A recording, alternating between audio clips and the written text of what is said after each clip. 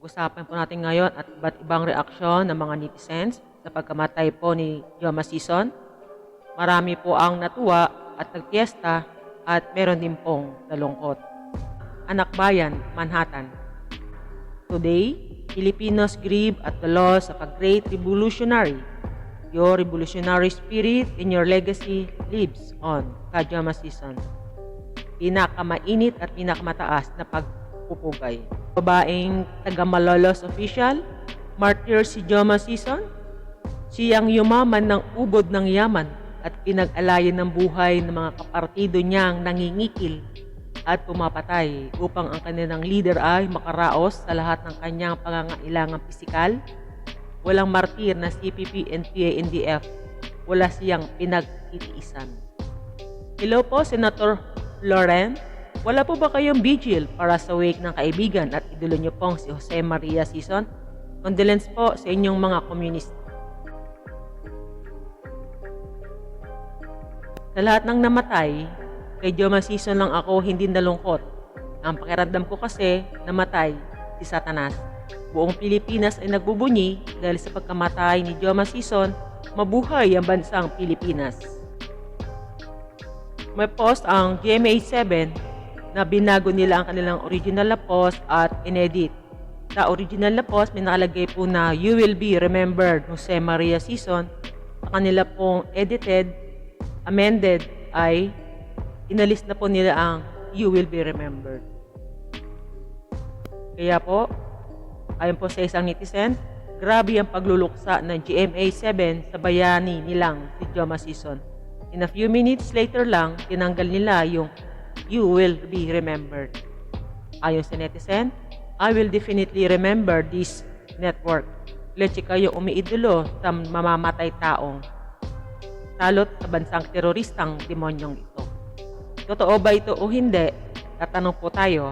Ito po ang sabi. There is some rumor the NSA cabinet member went to the Netherlands in a hurry. I wonder what she's doing there. Is she confirming an enemy is dead? Or paying her last respect to her idol? We can only guess. Yan po ang marites. The passing of Jose Maria Season, founder of the Communist Party of the Philippines, marks the end of an era in our nation's history. It was a period largely defined by armed hostilities, which to this day is still being felt by Filipinos, especially those whose lives were affected by the communist movement. The death of Mr. Season is our hope that we will also put an end to the local communist armed conflict that claimed the lives of so many Filipinos and push back development in the countryside.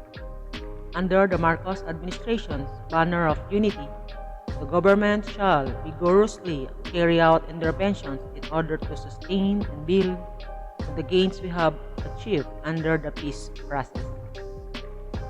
We therefore once again call upon the remaining members of the communist movement across the nations to abandon armed struggle, to return to the fold of the law, and rejoin mainstream society.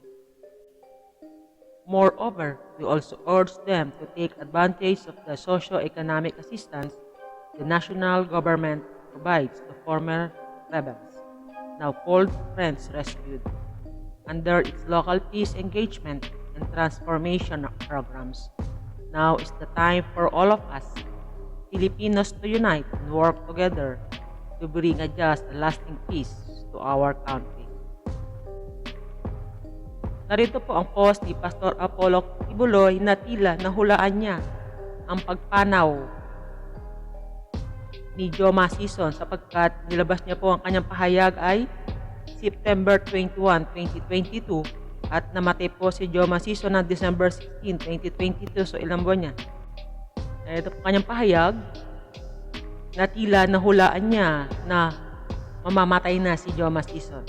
At nakikita ko isang araw, mawawala na rin sa Joma Season sa balat ng lupa. Matanda ka na, magsisi ka na, malapit ka na humarap sa kahatulan. Sa 53 years na pang-aabusong ginawa mo at mga alipores mo at mga pinatay nyo na napakarami, dugo yan, Joma Season, na nasa kamay mo. Sasabihin mo walang Diyos? Haharap ka sa Kanya. Hindi magtatagal. Baka mawala ka na sa balat ng lupa. Baka ilang buwan ka na lang eh. See, di ba? September niya sinabi, namatay si Joma, December 16. Same year, di ba? Ilang buwan na nga lang. Dito po ang pahayag ni Dr. Lorraine Badoy na isang panghihinayang. Joma Season is dead. My only regret is that he didn't die here and by our own judicial system and by our own hands. Death is too good for this evil communist terrorist. I bitterly spit this one out. How I wanted so badly to, at the very least, kick his ugly face in. I take great comfort in the thought that he saw the start of the end of his evil empire, and he saw it crumbling via the NTF-Alcac, and that we cut him to size and sent him to his grave.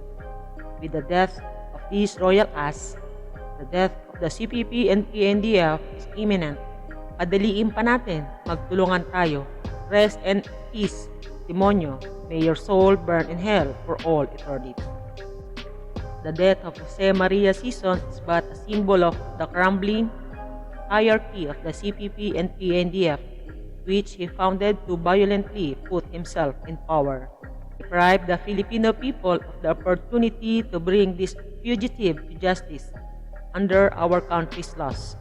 Sison was responsible for the deaths of thousands of our countrymen, innocent civilians, soldiers, police, child, and youth combatants died because of his bidding. We call on the remaining few believers who have unwittingly turned themselves into the enemy of the people, still blinded by Sison's duplicitous and failed promises, to turn their backs on the violent and false ideology of the CPP and PANDF. 5 decades of brutal and bloody aggressions against the state and the Filipino people have led to nothing but destruction and strife for thousands of Filipinos. A new era without Jose Maria Sison dawns for the Philippines, and we will all be better for it. The greatest stumbling block of peace for the Philippines is gone. Let us now give peace a chance. Joma, isa kang mahinang nilalang. Nagpahayag ng pagkadismaya ang League of Parents of the Philippines sa pagkamatay ni Communist Party of the Philippines Founding Chairman Jose Maria Sison. Ayon pa sa LPP President na si Remy Rosario, dahil sa kanyang pagkamatay ay naligtasan nito ang kanyang mga nagawang krimen sa Pilipinas. At hindi nadala sa hustisya si Joma Sison upang masagot ang kanyang mga kasalanan sa mamamayang Pilipino. Kaugnay nito, umapila ang LPP sa mababang kapulungan ng Kongreso na huwag payagan ang mga party list sa ilalim ni Sison na magsagawa pa ng eulogical services na alay sa kanya.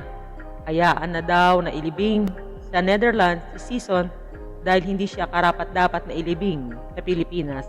Gayunpaman, nagpaabot sila ng pakikiramay sa naiwang pamilya ng leader terorista. Today, we learned about the passing of Professor Jose Maria Sison, the founder of the Communist Party of the Philippines.